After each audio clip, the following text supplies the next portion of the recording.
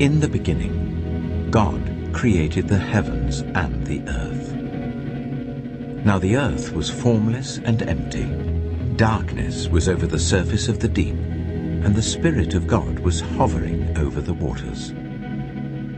And God said, "Let there be light." And there was light. God saw that the light was good, and he separated the light from the darkness. God called the light day, and the darkness he called night. And there was evening and there was morning, the first day. And God said, "Let there be a vault between the waters to separate water from water." So God made the vault and separated the water under the vault from the water above it, and it was so. God called the vault sky, and there was evening and there was morning, the second day. And God said, "Let the water under the sky be gathered to one place, and let dry ground appear." And it was so.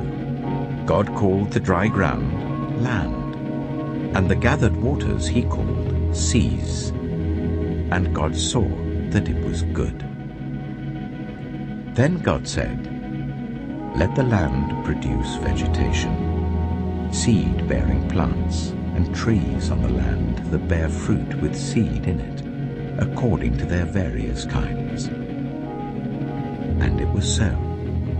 The land produced vegetation, plants bearing seed according to their kinds, and trees bearing fruit with seed in it according to their kinds. And God saw that it was good. And there was evening and there was morning, the third day. And God said, "Let there be lights in the vault of the sky, to separate the day from the night, and let them serve as signs to mark sacred times and days and years. And let them be lights in the vault of the sky to give light on the earth." And it was so. God made two great lights, the greater light to govern the day, and the lesser light to govern the night. He also made the stars. God set them in the vault of the sky to give light on the earth, to govern the day and the night, and to separate light from darkness. And God saw that it was good. And there was evening, and there was morning, the fourth day. And God said, "Let the water teem with living creatures, and let birds fly above the earth, across the vault of the sky." So God created the great creatures of the sea, and every living thing with which the water teems and that moves about in it according to their kinds, and every winged bird according to its kind. And God saw that it was good. God blessed them and said, "Be fruitful, and increase in number, and fill the water in the seas, and let the birds increase on the earth." And there was evening, and there was morning, the fifth day. And God said, "Let the land produce living creatures according to their kinds, the livestock, the creatures that move along the ground, and the wild animals, each according to its kind." And it was so. God made the wild animals according to their kinds, the livestock according to their kinds, and all the creatures that move along the ground according to their kinds. And God saw that it was good.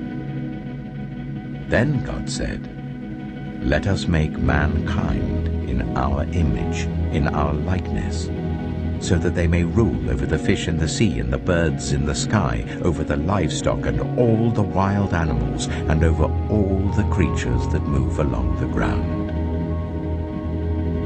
So God created mankind in his own image.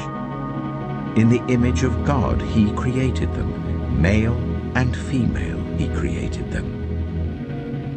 God blessed them and said to them, "Be fruitful and increase in number. Fill the earth and subdue it. Rule over the fish in the sea and the birds in the sky, and over every living creature that moves on the ground."